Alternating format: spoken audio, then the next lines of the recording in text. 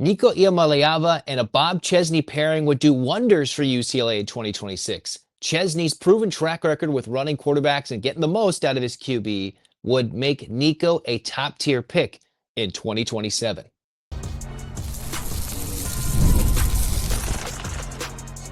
You are Locked On UCLA, your daily podcast on the UCLA Bruins. Part of the Locked On Podcast Network, your team every day. Welcome, everybody, to this edition of the Locked On UCLA podcast. I'm your host, Zach Anderson-Yoxsimer. Thanks for making this show your first listen each and every day. It's free wherever it's your podcast, and it's available on YouTube. Like, comment, subscribe, download. Thanks for your support. Welcome back, everydayers. What we're talking about today, UCLA's demolishing of Tennessee in the last segment on the women's basketball front. Men's basketball crashing out of the top 25. What's next for them on the eve of Big Ten play? But we have to lead off with this. UCLA could get Nico to return with Bob Chesney, and that's the right fit for Nico to succeed anywhere next year. This episode is brought to you by Gametime. Download the Gametime app, create an account, use the code LOCKEDONCollege for $20 off your first purchase. Well, UCLA's first purchase, if you will, was to go get Bob Chesney, as were the reports by Pete Thamel, who got it first. I think I said Pete Nico said it first. ESPN's Pete Thamel reported it first that UCLA is set to hire Bob Chesney from James Madison following his run with the Dukes. And with the Dukes, why they're 11-1 is a two-quarterback system. Namely, the main guy is Alonzo Barnett III. He's the main passing QB. And you're like, Zach, that's what a quarterback does. Well, yes, he's the main guy that throws the football. You see the bulk of the attempts. He's a guy who, against Coastal Carolina the other game, Barnett III, 15 for 21, 3 touchdowns and an interception. But the name I've also remembered is Matthew Sluka, a rush first QB who returned to his former coach at Holy Cross at James Madison. Sluka followed Chesney after a year away to James Madison after being at UNLV. And Sluka is a guy that has almost 240 yards rushing, 3 touchdowns, including 83 yards on the ground, 21 attempts. Sluka did against Louisville in the only loss for James Madison this year. So if you're looking at a guy and a coach who knows how to get the best out of a quarterback who could be a rush first athletic guy, maybe a little bit better of a passer than a Barnett potentially. I can't exactly say tit for tat right there. Can't say that's exactly the comparison. But with the success that Chesney had with Sluka at Holy Cross, and that he's come back and he's had a role with James Madison, and they're a winning program, getting 2 QBs to buy into this system for a winning formula. Because Luka could have gone elsewhere and been the number one guy. He went back to Chesney and to follow through in a potential championship year. If Iamaleava, who is still a little mum about his future, could transfer somewhere else, get more money, get a different opportunity, go pro, stay at UCLA, he needs to rebuild his image. Well, why not do that at UCLA for a second year? And you're like, Zach, you're an idiot. You already came out and said he ruined his career. Yeah, it was, if you're talking about a protected offensive line versus one that was absolutely brutal like UCLA's, take the media hit, take the advice from the team that was to leave Tennessee and get backed into a corner, choose to go to UCLA. Yeah, that was a horrible career move. I think we can all say UCLA won the quarterback swap. Nico was more athletic and would have done more for UCLA than Joey Aguilar did. Tennessee's just as happy they had a successful season short of the CFP. Tennessee is winning the optics. The program is not smaller than the player, but Nico took the biggest hit. And I was, just like everybody in the country, one of his biggest critics.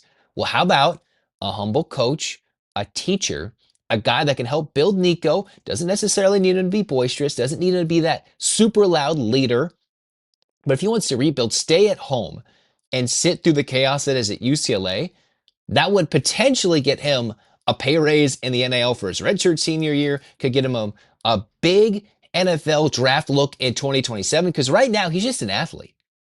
His numbers, Nico's numbers right now, 1,900 yards passing in 11 games, 13 touchdowns, 7 interceptions, the UCLA's leading rusher at 674 yards and 4 touchdowns, including the massive game against Penn State where the Bruins got the win of the year and sparked a 3-game winning streak. All right. There are plays Nico is making that were outstanding.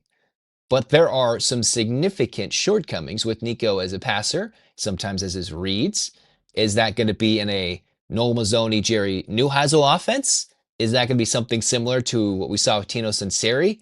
But you bring in a coach who is a winner. And if Nico wants to win and win for him personally, win for the team, be about the team again, then this would be a chance to make his worst decision that I quote unquote called it and turn it into a victory. Now, things can happen for a reason. Could it have been accidentally the best thing he's ever done after the horrible optics? Because there's no way that he could have gone from Tennessee into the dumpster fire that UCLA was to start this season, apparently, closing the practices, making everything tough to see, realizing, oh, UCLA's nowhere near as good as they could have thought. Coaching was all over the place.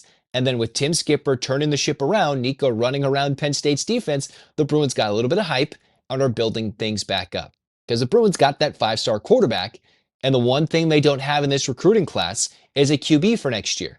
Now the transfer portal can do something, but if you can bring back Nico with Chesney, who comes in, yes, a strong defensive guy, good technically on special teams, where UCLA has to be more of a discipline-oriented team, unlike the pillar that Deshaun Foster put out there as one of his number one pillars. UCLA has to actually embody discipline.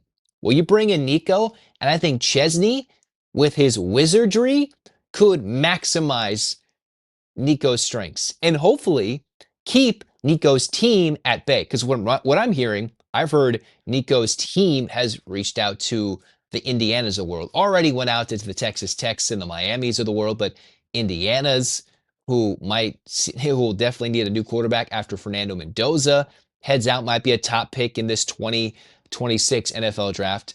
So Nico's team has been putting out feelers, whether we like to admit it or not. And if you're behind an offensive line that was as bad as this one, that's not going to resurrect his career. He clearly was the most athletic, most talented player on UCLA's team, but does that make him a top NFL draft pick in 26? No. Does that make him an exciting pick in 2027? Not yet. The transformation he can take with his image by staying at UCLA with another year with a winner could set UCLA up for success and showcase that Nico is stable, UCLA is stable, and Chesney could immediately work magic. That's how crazy if he could make this Nico thing work as a better passer or limit his mistakes and develop him as a pocket passer, help develop him as a quarterback into something that an NFL team is going to take a chance on for more than just an opportunity, but as a true quarterback. That's something UCLA has to look out for.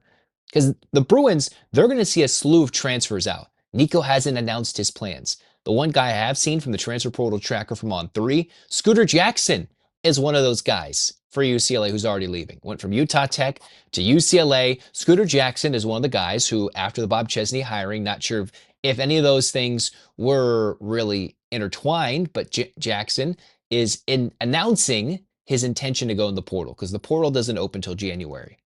The one thing for Chesney, though, in terms of roster building, he doesn't have that chance to go recruit an early signing quarterback because early signing day is right here during his Sun Belt Championship week. And if the James Madison Dukes make it to a CFP, that's an extra week and a half going into the end of December for a first round game. So that's another 2 to 3 weeks before we might even get something officially official with Chesney coming in and being able to recruit and work his East Coast ties into the West Coast and salvage UCLA's once prized recruiting class, which is now hovered around and inside the top 50 after some late wins. So Chesney is going to need to hit the portal hard. But if he can get to UCLA in time, showcase some success. I know some of you are battling, does UCLA want James Madison to lose, win? And if they win, showcase, hey, this guy's got something brewing, and then become a real Bruin and build off the success he has at James Madison for what footballscoop.com has said close to $6 to $7 million, right? And I think Pete Thamel's article had this being a 5-year deal. The Bruins are committing. And it was close to being Sean Lewis from San Diego State, but Chesney has a deeper track record. And in the midst of the chaos of the coaching carousel, Bob Chesney represents, I think, ESPN 710 LA. They were ESPN LA 710. They were saying something. Does he represent the anti-Lane Kiffin? Yes.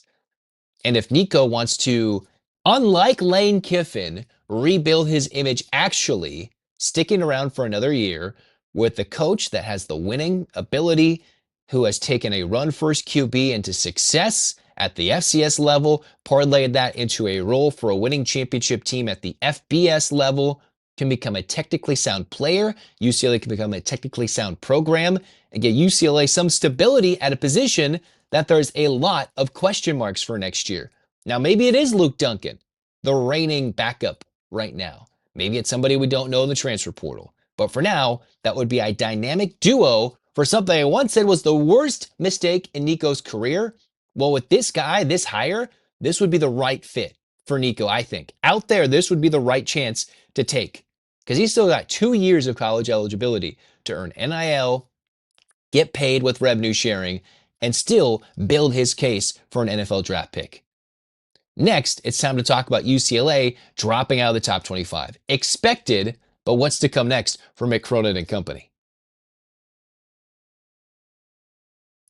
The World Cup is coming back to North America for the first time since 1994, and with 48 teams for the first time ever, it's going to be massive. But let's be honest, getting tickets is usually the hardest part. That's why the Gametime app is clutch, finally giving fans a real advantage when it comes to snagging seats. With Gametime, you can track price drops in real time, get alerts with great seats open, and buy tickets the moment they hit the app. It puts the power back in your hands and makes going to the World Cup realistic instead of impossible. All you gotta do is pull up the app, and the layout is so simple. You scroll through the matchups and compare the seat views. The prices include the fees up front, which is I love because there's no surprise fees at the last second. You're like, dude, why is there an extra this? No, you know the price you're gonna pay right up front. You get the alerts for teams and matches to make it easy to grab tickets the moment they drop instead of missing out. So take the guesswork out of buying tickets with Gametime. World Cup tickets, every match, concert, event with Gametime. Download the Gametime app, create an account, use the code LOCKEDONCollege for $20 off your first purchase. Terms apply. Again, download the app, create an account, use the code LOCKEDONCollege for $20 off. Swipe, tap, ticket, go. Gametime.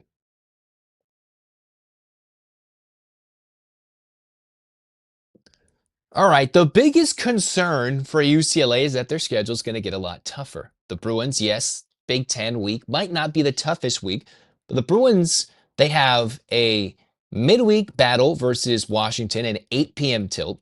They then host a Saturday afternoon matchup against Oregon. Oregon is not like last year's team that went on a Players Era Festival tournament run. So those are hopefully two matchups the Bruins can win, but they have just dropped out of the top 25. Expected, you lose to Cal, who nobody expected UCLA lose to, 8-point favorites on the road in San Francisco at the Chase Center. The Bruins truly blew an opportunity up 8-0 in that game. Had an 8-point lead in the second half against now number 2 Arizona. The schedule in UCLA's future includes a home battle against Purdue, current number 1, and already a loss against Arizona, who's number 2. And then number 3 is Michigan, unbeaten, looking more dominant than ever, who is 7-0 at the number 3 spot and the second most first place votes. So you have Arizona, who's ahead of Michigan, and then Michigan, who took a Daimara.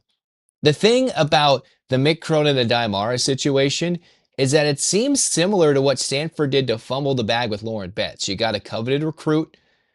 Lauren Betts didn't really work out at Stanford. There's been articles and different things about what Lauren Betts dealt with, then moving to UCLA and became an instant star at UCLA after leaving Stanford. The women's basketball program has not looked back, and the Bruins have been a top tier 1, 2, 3 seed, top 10 caliber team ever since, just by getting Lauren Betts.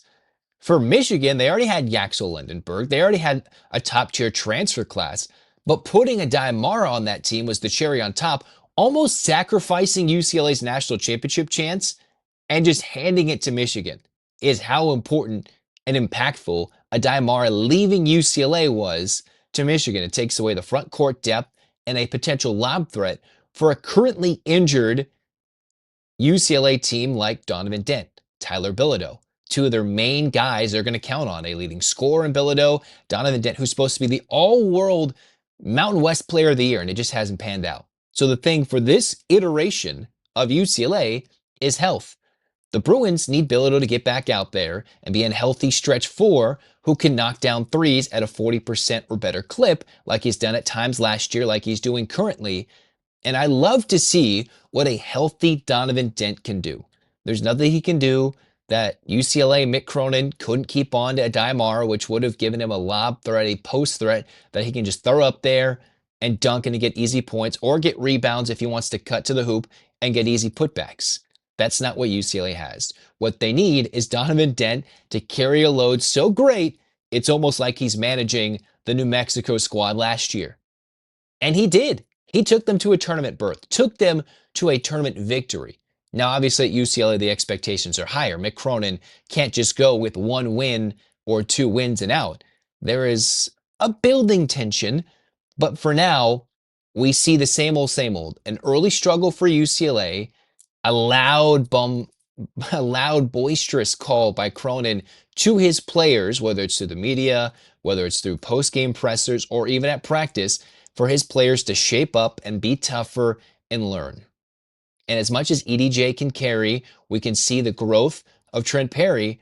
Health is the biggest concern because while those guys can build and hold on, UCLA, keep them afloat through this first week of Big Ten play, you're already seeing a USC team that just won the Maui Invitational, ranked. Gonzaga, despite being thrashed by Michigan in the Players Era Championship, had two big wins, and Gonzaga already is just outside the top 10 looking for another juicy win over UCLA and Seattle in mid-December.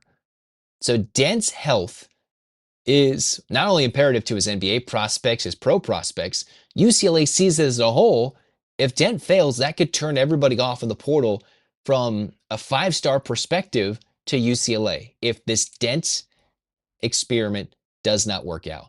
Now, I'd love to see what he looks like when he doesn't have a calf strain, if he's not dealing with any other injuries, and if Bilodeau is not dealing with the sprained knee, what the Bruins can look like. So there is room and opportunity for growth for this team. But at some point, after that Purdue game, early February, the Bruins have to have a resume. And right now, not only not top 25 worthy, they don't even have a resume worthy of being a top tier team in the net.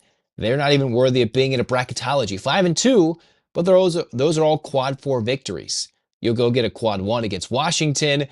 Depending on how Oregon finishes, you can get a 2 or a 3 quad victory, quad 3, quad 2 victory against Oregon, unless they figure it out at home. And you go through this week, start 2-0. That's a good way to get yourself into a bye conversation in the Big Ten tournament, which can help UCLA start building a case for better seeding. But for now, the Bruins have a lot to work on. Can they figure it out offensively? Last time it was the Bruins couldn't defend the three-point shot against Cal. Something's got to change. It can't just be one or the other. It can't be a complete performance we're happy about against a mid-major team. They don't get those cupcakes, the Cal Polys and the UC Riversides of the world, till after the exams, to right before Christmas. It's Washington, Oregon, ASU, Gonzaga in between those. A chance to reel off some wins, and you're 9-2 with a nice little stretch of play there. And then maybe they earn a chance, probably back in the top 25. But that's not even the concern. The Bruins have to look good, play good. Not, oh, they look flashy, just look like the offense is flowing. It just looks clunky at times at the end of games, which it always tends to do under Mick Cronin. How can they get Dent, even if he is a little hobbled at the moment, maximize his potential and showcase the shooters UCLA has on the outside? Maximize Booker when he's down low and hitting buckets. Feed him. Because he's not always going to hit every shot, but if he's knocking it down from 3, hitting that mid-range jumper, the Bruins have to maximize the Booker strong moments of play. And then Cronin, he has got to coach his butt off to get this team to look like a defensive unit that he always has. Because if they don't, there's no way this team can go far. They can't play Cronin-like defense and still have a clunky Cronin-like offense. Something has got to dictate. They either go up and down and play as fast as possible, but something has to change there. And UCLA has opportunities in front of them to build a resume, but something's got to change. And the health, hopefully, is a big part of it versus just Cronin's bad. I want to see the health improve, and then the Bruins can hopefully improve overall. Next, the UCLA women, despite an early Feast Week loss, rebounded with a dominant win over Duke and then a dominant top 15 win over Tennessee. We'll talk about that next. Janiah Barker not shaking Corey Close's hands? What? All that and more on Locked On UCLA. The holidays always feel a little easier when you know the perfect gift, and Omaha Steaks makes it almost too simple. Whether you're treating yourself this season or sending something memorable to family and friends, Omaha Steaks delivers handcrafted perfection right to their door. And this week, it's the best time to jump in because their cyber sale is here and the deals are huge. The quality is exactly what you hope for. The incredibly tender steaks, rich flavor, and meals that makes hosting or weeknight cooking even easier. And honestly, it's that type of gift that brings people together. You don't need to guess anybody's size. So save big on unforgettable gifts with Omaha Steaks. Visit omahasteaks.com for 50% off site-wide and an extra 20% off select favorites during their cyber sale. An additional $35 off with the promo code COLLEGE at checkout. That's omahasteaks.com, promo code college. Terms apply. See site for details. Cruising on here in Locked On UCLA, we're talking the outstanding UCLA women's basketball program, who pivoted with a big-time recruit a couple years ago in Lauren Betts, and they have not been looking back ever since. Obviously, they had the one missed year in the WNIT. Corey Close said never again. And the Bruins, despite what was a frustrating Wednesday morning, the day before Thanksgiving, responded with a Lauren Betts-less 30-point blowout of Duke, and then turned it into a Sunday matinee affair at home against Tennessee, against the Lady Vols. Yes, Betts did play. Not a big factor, and the Bruins still beat Tennessee by 22, 99-77. All right, UCLA with a big-time dub. Lauren Betts, the superstar, 7 points, only 4 rebounds in 29 plus minutes of action, plus 12 on the floor, couple of blocks of steal, couple of assists. And now she was already dealing with the shoulder injury that was suffered against Texas, and I think she used the adrenaline to play through the Texas game, but clearly is still hurt, and we're hoping she's okay to move forward. And that's where the health of Sienna Betts is crucial, because that would provide another post option for if Lauren Betts needed a day to rest, like the Bruins gave her last year at times when she was banged up. UCLA can have somebody to go to in the post. Although, I might sound stupid saying that because UCLA put up 50 points in the paint against Tennessee. 50. The Bruins got to the paint at will, got buckets, and scored more than half their nearly 100 points in the paint. It helped that UCLA also hit 10 threes. So the Bruins were getting to the paint, elite from the three-point line, and were okay from the free throw line, but shot 20 free throws and made 13 of them. All right.